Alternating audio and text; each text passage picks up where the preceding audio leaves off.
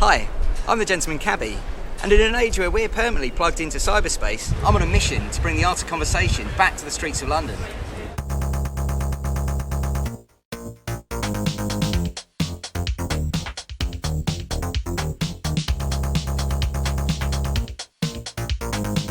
Yeah, my name's David.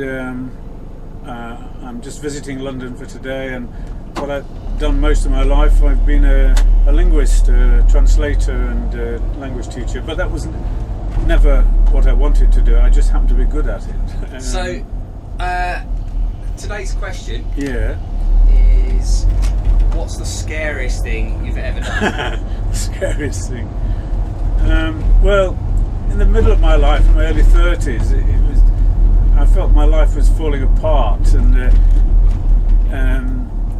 things were not going right, and I realised actually that I ought to take seriously my feelings that I was probably gay, although I was married and had 3 children at this time.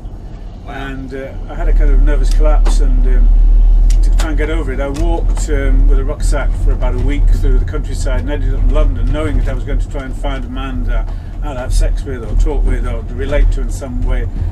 And the scariest thing really was picking up the phone and ringing a number I found in a newspaper of contacts and saying, where can I go to meet men?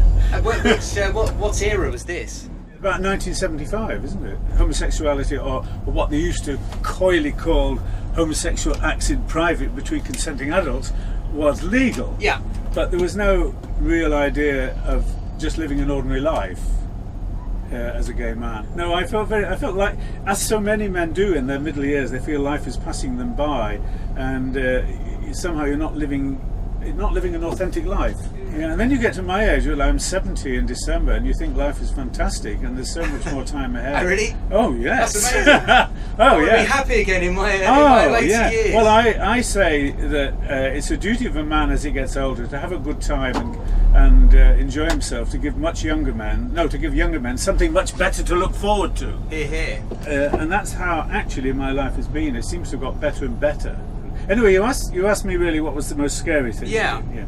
And it was actually picking up this phone in London when I arrived here after this week's walking, and rang up this guy, and I was terrified. My heart was beating, I was sweating. It seemed such a terrifying thing to do. Very difficult to explain why. But I did, and he said, "Oh, go to the Salisbury Arms in St Martin's Lane." Because in those days it was a gay pub and had been for 100 years. Oscar Wilde used to go there. Wow. And I said I was really frightened. Oh, yeah, I remember, I've never forgotten what he said. Oh, he said, "Don't worry, they won't eat you." I didn't know what I was after. I didn't know. Right. I just needed to relate to men in actually quite a brotherly way. It's much more than just a sexual thing. It's actually feeling kinship, and I felt cut off from everybody because I wasn't living an authentic life. Anyway, I did go to the Salisbury Arms, and in the corner there's this really, I was about 31, 32, there was this really dejected looking fellow with a scrawny, unshaven face, maybe 2 or 3 years younger than me, a few years younger, really upset and miserable. And we got chatting, got talking, and we just kept on talking, and suddenly it was 1 o'clock in the morning, we were in a cafe, and we ended up getting the night bus to go to Brixham, where he knew there was a squat we could get into. It was in the infamous Railton Road, and we got into this building, this house. It was dark, there were no lights on, I really couldn't see anything. We were lying there, and I just didn't know what to say or what to do, anything, and he suddenly said, "Well, speak to me then."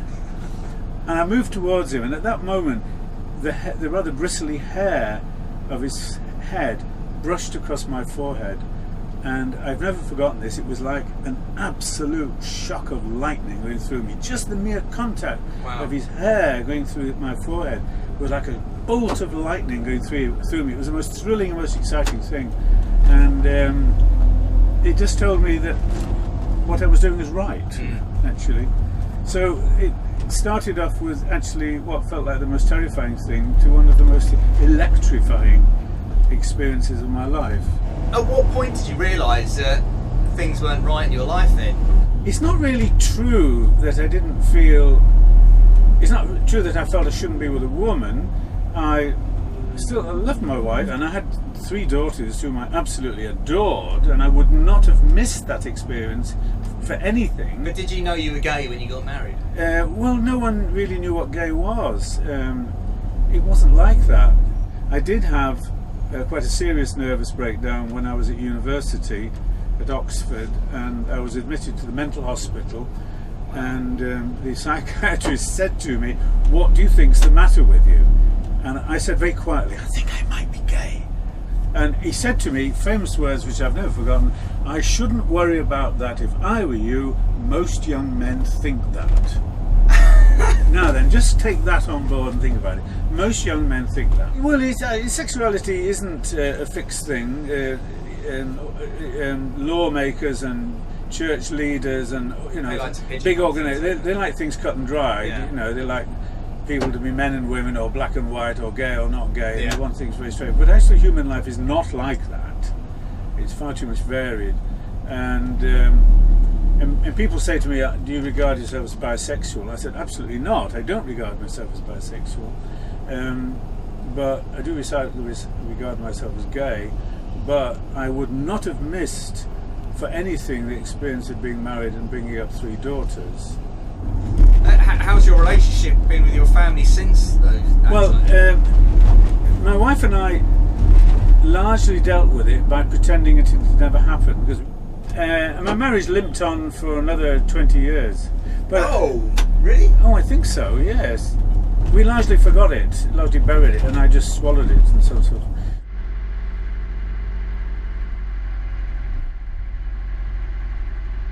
I want to tell you what happened in Egypt. Go on then. I had this 2-year job there, and I arrived there with 2 daughters and loads of baggage. And this man, this shorter man than me, very dark complexion, big brown eyes, came up to me and said, "What do you want?" I said, I want to. He must have said it in English, although I spoke Arabic by that time. I'd learnt it before we went. Wow. I said, "I want a taxi. We need to get into Cairo to our hotel." "No," he said, and looked at me very closely into my eyes. "What do you want?" That's what he said to me. Those 2 years in Egypt, I have to say, eventually, my behaviour was disgraceful. Yes.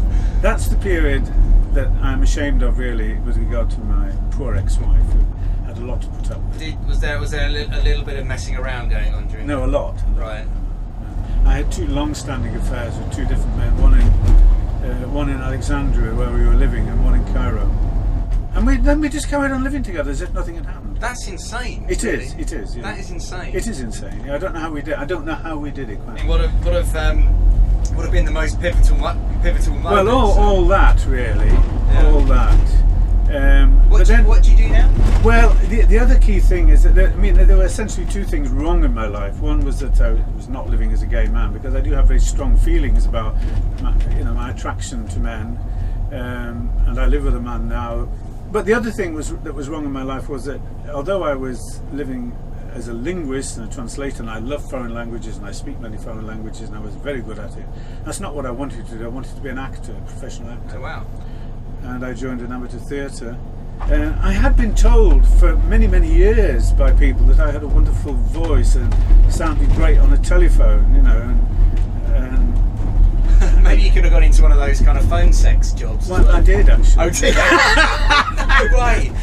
I went on training courses in a drama school in London. My teacher there was a woman called Jenny Lipman, and she taught me many things. One of them was to listen to your instincts, listen to your inner voice. If your inner voice is telling you to do something, do it.